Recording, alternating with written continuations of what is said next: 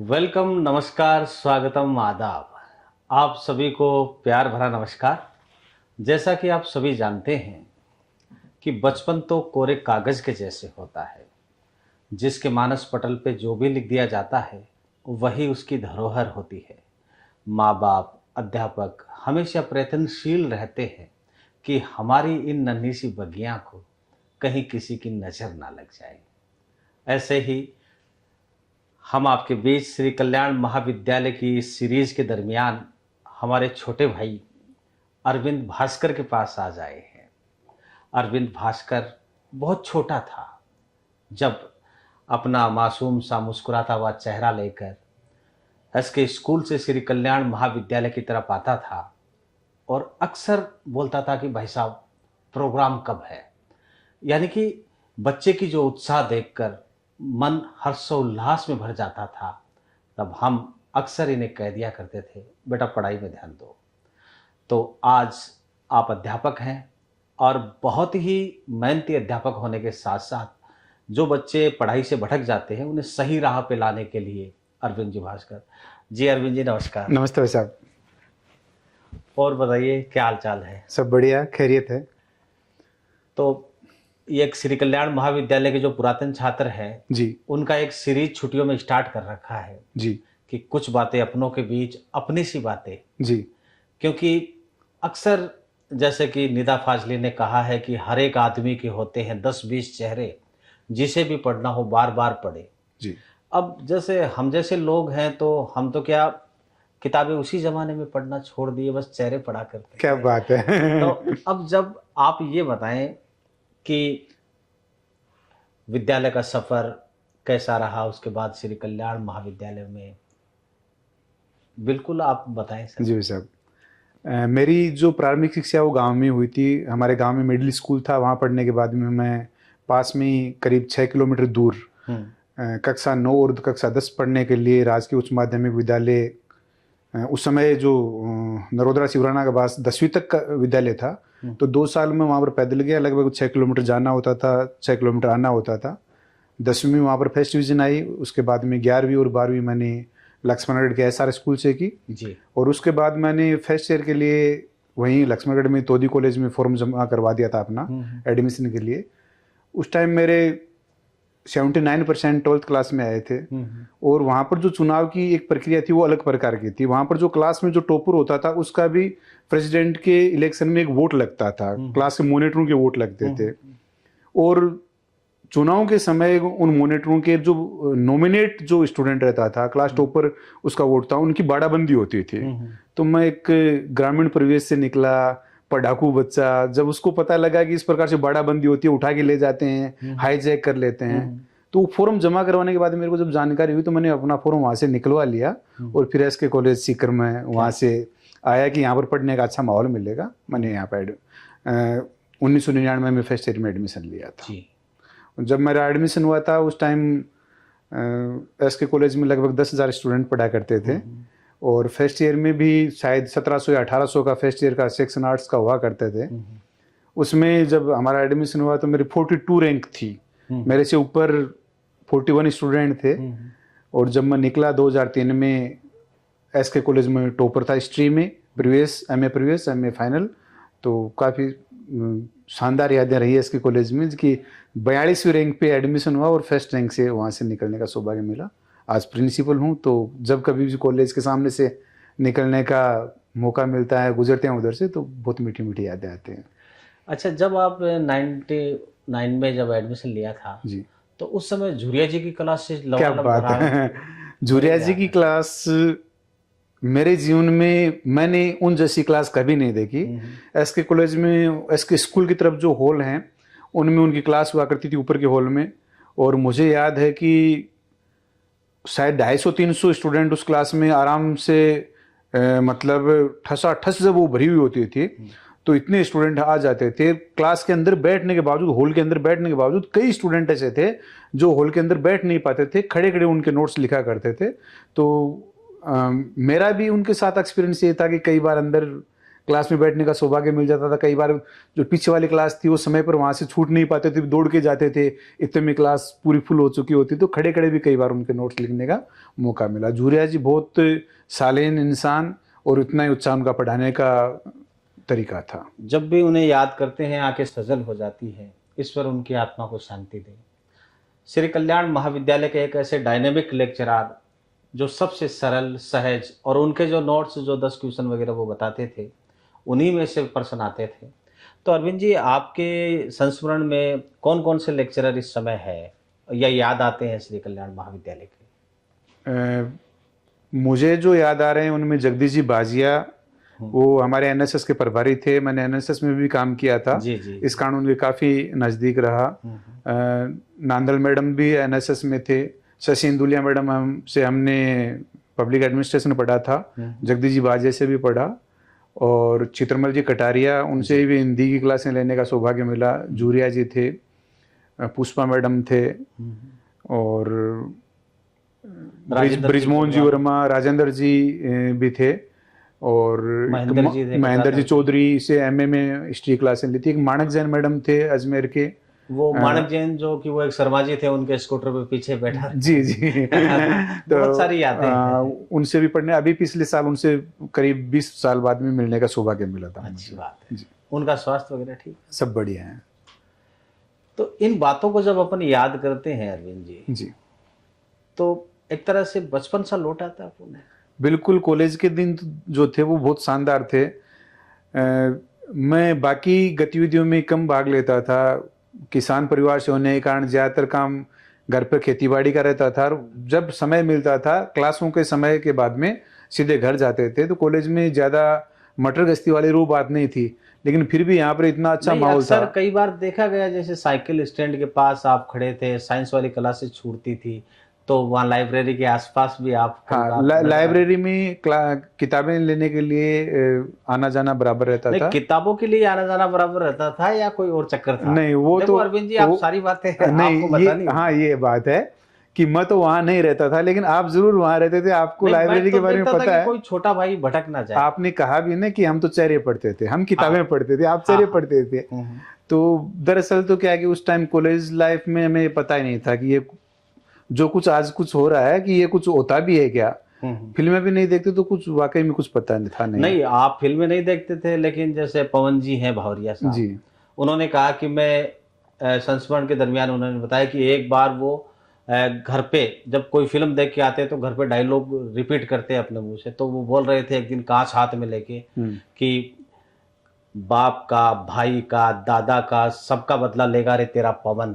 तो फिर वो पवन जी की नानी आई, बोला, हे पवन क्या है ये? वो तो बहुत सारी बातें हैं ऐसे विद्यार्थी के जीवन में होती है, तो इन बातों को सहज ही लेना नहीं, ऐसा कुछ है नहीं। दरअसल क्या है कि जैसा मैंने आपको बताया, खेती किसानी परिवार से थे, तो सुबह उठ करके काम करते थे, और जब क्लासें होती थी तो वहां से गांव से उसी टाइम चलते थे कि क्लास में टाइम पे पहुंच जाएं, और जो टाइम क्लास का कंप्लीट होता था उसके तुरंत बाद में घर चले जाते, फिर खेतीबाड़ी का काम करना पड़ता था। अच्छा, इस दौर से गुजरने के बाद जैसे ही आप बच्चों के बीच आए, एक समाज के दर्शन के लिए, एक दिशा देने के लिए बच्चों की, अब कैसा फील करते हैं? बहुत अच्छा फील होता है। कॉलेज के एक्सपीरियंस काम आते हैं, और जो खुद के शौक रहे, खुद को जो चीज़ें अच्छी लगती थी वो बच्चों को भी उपलब्ध करवाने का प्रयास करते हैं। मल्हार कार्यक्रम में आपका गाना, वो अब के बरस तुझे धरती की रानी, आपने बनाई नहीं कभी, लेकिन हर कार्यक्रम का इंतजार रहता था कि कब कोई कार्यक्रम हो और भाई साहब से वो गाना सुनने का मौका मिले। वो चीज़ें हम बच्चों को वहाँ पर स्टेज उपलब्ध करवाते हैं, वो उनको अभिव्यक्ति का मौका देते हैं कि उनकी हर जो काबिलियत है वो उसको एक मंच मिले, चाहे खेल का मैदान हो, चाहे पढ़ाई का हो, कंपटीशन हो, हर चीज़ का उपलब्ध करवाते हैं। अच्छा, बीच में जब सोशल मीडिया के दरमियान सुना था कि आप अस्वस्थ हो गए, तो हम सबको पीड़ा भी हुई और बड़ा दुख हुआ।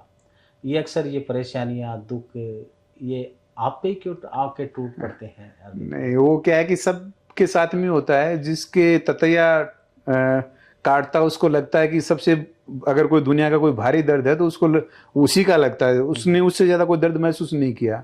और मेरी स्पाइन की 2 बार सर्जरी हुई है, 2012 में हुई, 2017 में हुई। मुझे लगता है कि बाकी लोगों को जब मैं देखता हूँ तो मेरा दर्द मुझे बहुत कम लगता है। जब कभी भी मैं दर्द से घुटता हूँ, दर्द ज़्यादा होता है, तो मैं उन लोगों के बारे में सोचता हूँ जिनका दर्द मेरे से काफ़ी ज़्यादा बहुत ज़्यादा है, उनके तुलना में फिर मैं अपने आप को नॉर्मल महसूस करने लगता हूँ।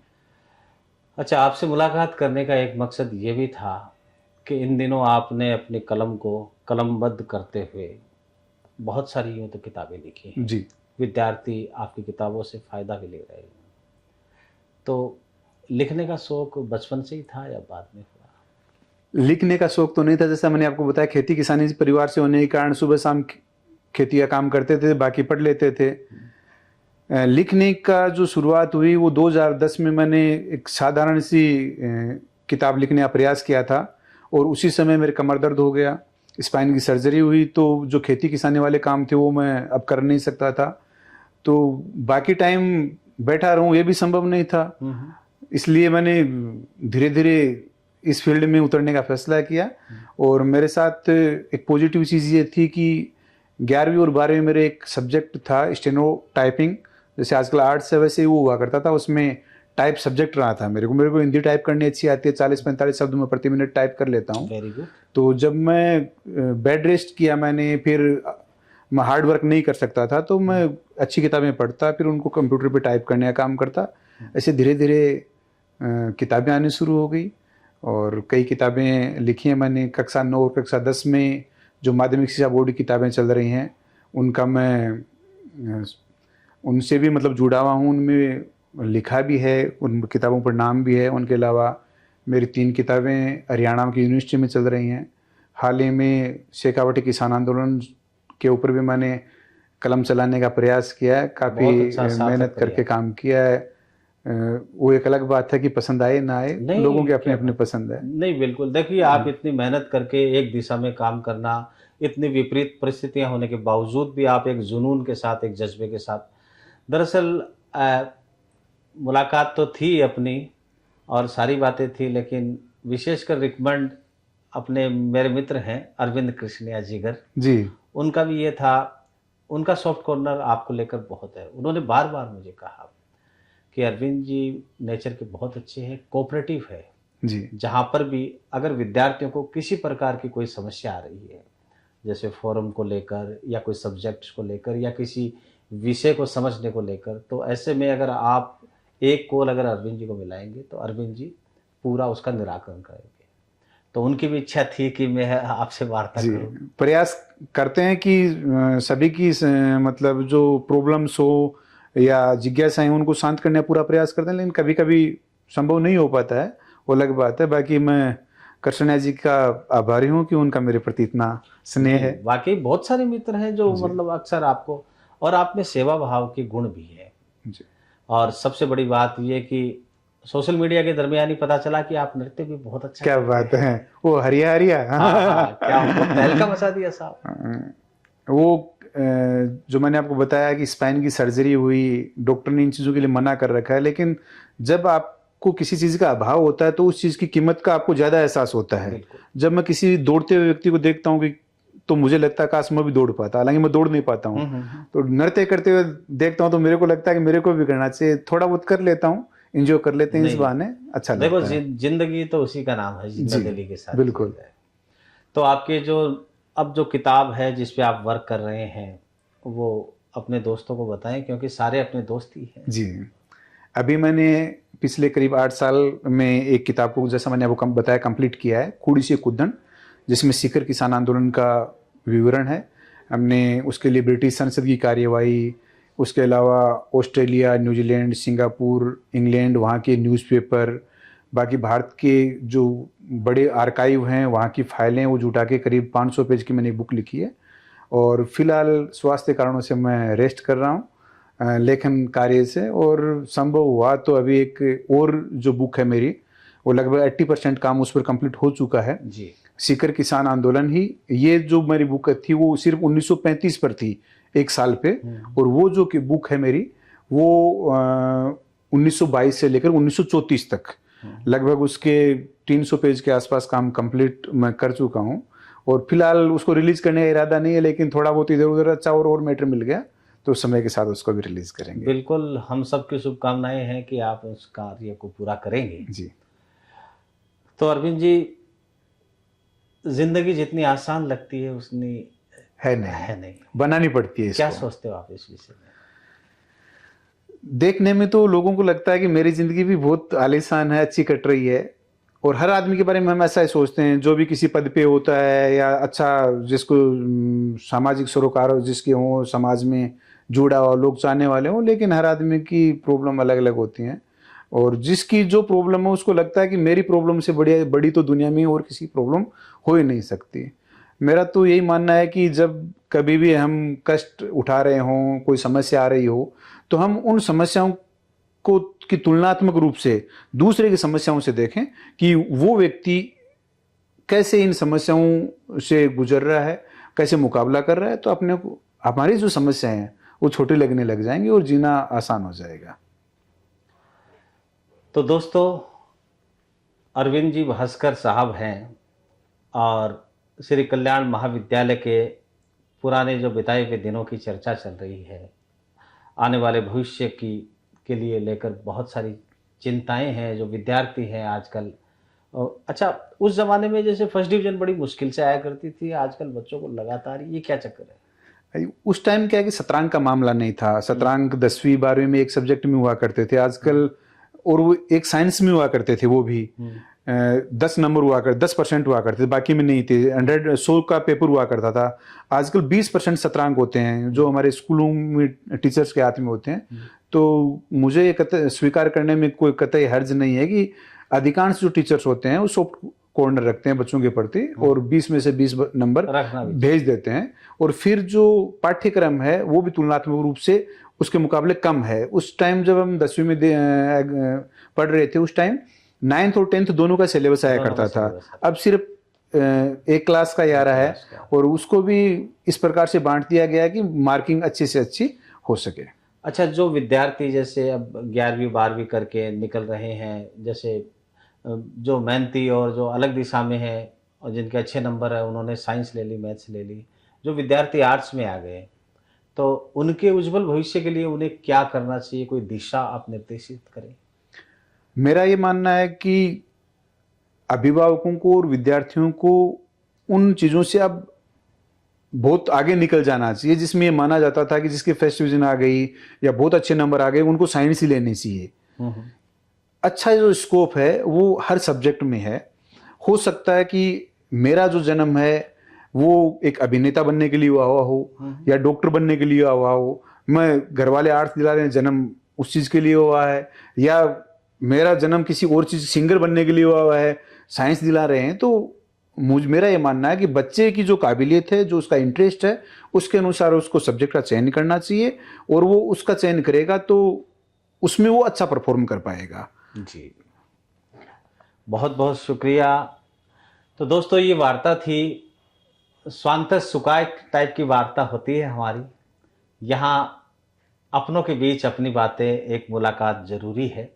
आज अरविंद जी भास्कर के साथ और अगली बार किसी और के साथ, लेकिन इस बीच हम आपसे कहना चाहेंगे कि सितारों को महफूज रख लो निगाह में, दूर तलक रात ही रात होगी।